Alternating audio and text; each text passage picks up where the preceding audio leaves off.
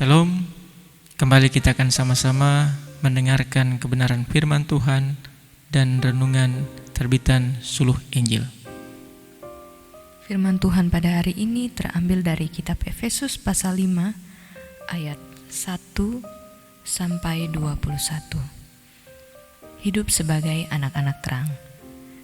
Sebab itu jadilah penurut-penurut Allah seperti anak-anak yang kekasih, dan hiduplah di dalam kasih sebagaimana Kristus Yesus juga telah mengasihi kamu dan telah menyerahkan dirinya untuk kita sebagai persembahan dan korban yang harum bagi Allah.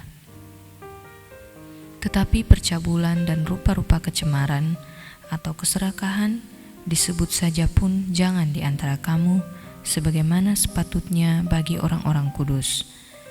Demikian juga perkataan yang kotor, yang kosong atau yang sembrono, karena hal-hal ini tidak pantas, tetapi sebaliknya ucapkanlah syukur.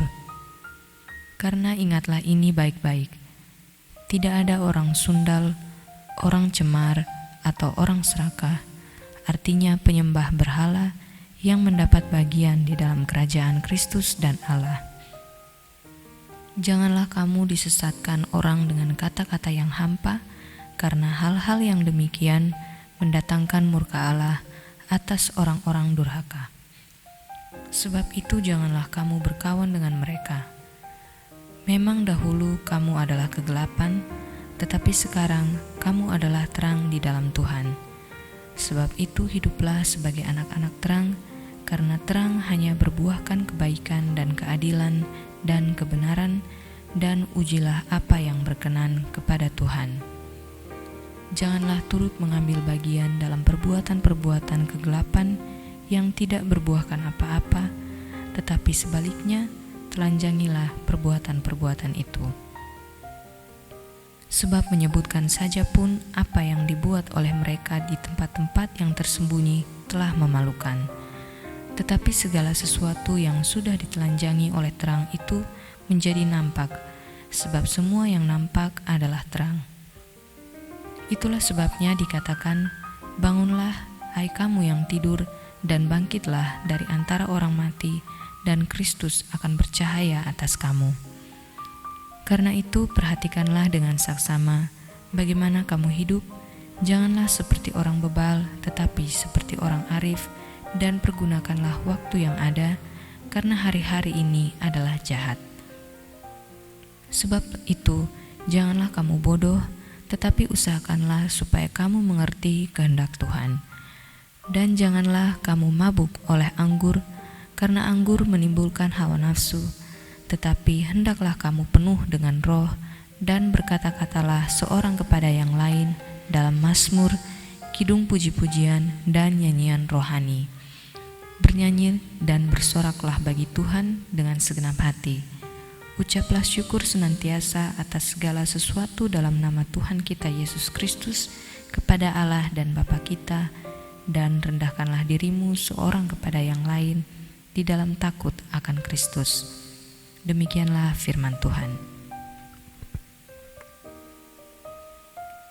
Renungan hari ini dengan judul Anak-anak Terang. Lembaga Alkitab Indonesia memberi judul perikop bacaan kita adalah hidup sebagai anak-anak terang. Jika ada hidup sebagai anak-anak terang, apakah berarti ada hidup sebagai anak-anak gelap? Sebab gelap lawannya adalah terang. Terang seringkali mewakili keadaan yang baik, yang benar. Sebaliknya gelap selalu dimengerti sebagai keadaan yang tidak baik, yang jahat. Jemaat Kristen di Efesus adalah jemaat yang berasal dari berbagai latar belakang. Ada orang-orang Yahudi, orang Yunani, orang Romawi, dan masing-masing memiliki latar belakang kepercayaan asli masing-masing. Setelah mereka menjadi Kristen, mereka harus belajar menjadi hidup sesuai prinsip dan karakter Kristen yang ternyata berbeda dari kebiasaan sebelumnya. Orang-orang Romawi memiliki kebiasaan berpesta pora, bersenang-senang, mabuk, melakukan percabulan, penyembahan berhala. sementara orang Yunani sangat mengagungkan filsafat.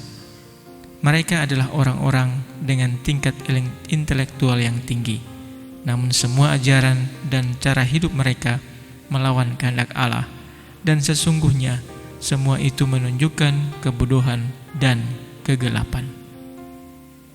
Sekarang di dalam Kristus, orang-orang percaya di Efesus harus mengejar kehendak Allah yang menjadikan mereka anak-anak terang. Rasul Paulus mengajak jemaat, pergunakanlah waktu yang ada, karena hari-hari ini adalah jahat. Waktu menjadi sangat penting. Dahulu di luar Kristus, hidup mereka dijalani tanpa buah yang baik. Kini, mereka harus berjuang dengan waktu untuk menebus semua yang hilang, agar hidup mereka jangan sia-sia. Yesus Kristus sudah menebus mereka dari kegelapan. Maka inilah kesempatan bagi mereka untuk menjalani hidup dengan penuh syukur, puji-pujian, menyatakan takut dan hormat kepada Tuhan. Itulah tanda hidup anak-anak terang. Kebanyakan kita adalah orang-orang Kristen sejak lahir. Kita bukanlah orang-orang yang bertobat dari agama lama. Namun, itu tidak berarti kita pasti hidup sebagai anak-anak terang. Sebagai seorang Kristen pun ternyata kita masih melakukan kebiasaan orang-orang non-Kristen. Suka berpesta pora, mabuk, menyembah berhala, melakukan percabulan. Marilah seperti orang Kristen di Efesus, kita sadar bahwa Yesus Kristus sudah menebus kita semua dari kegelapan dan segala perbuatannya. Kita ditebus untuk menjadi anak-anak terang yang hidup bagi Kristus. Waktu hidup kita sangat singkat, maka pergunakanlah dengan bijak. Jangan mau dibodohi keinginan dan kebiasaan buruk, tetapi hiduplah sesuai kehendak Allah. Amin. Demikianlah renungan dan firman Tuhan kita hari ini. Shalom.